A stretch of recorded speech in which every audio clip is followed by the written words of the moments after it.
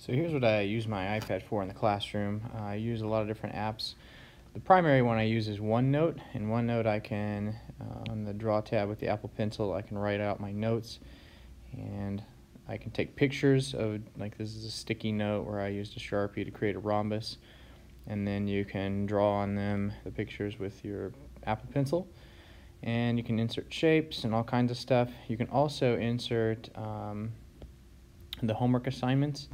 So I'll show you one of the ones that I've completed here real quick. I did this one in class with the students where I inserted a PDF printout. The camera is very useful because you can take pictures of things, but it's also fantastic because you can insert direct printouts from like your Google Drive or OneDrive.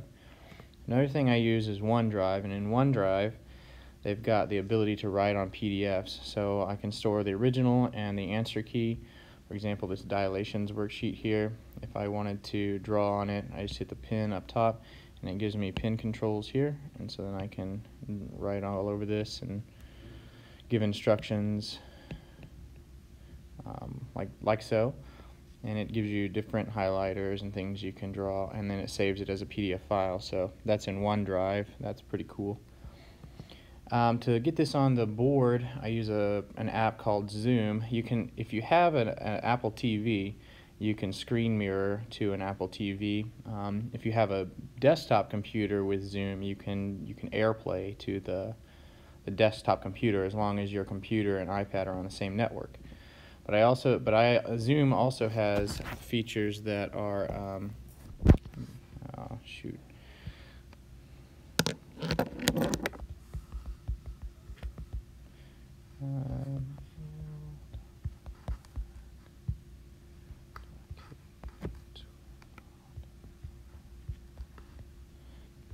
well, I may not be able to show you Zoom right now, but the Zoom app allows you to directly screen mirror it. So under the screen recording here, you can screen record to Zoom if you're in the web meeting. What that does is it allows you to project to a web conference, and you can project that web conference on the board or on a TV, and students can also pull up the web conference and watch your screen on their own devices. So if your students have Chromebooks or iPads. This also works great if you have a student who has an emotional disturbance and needs to go to a SPED room or is in ISS. You can have them join the conference room and watch and listen to the screen recording as you go.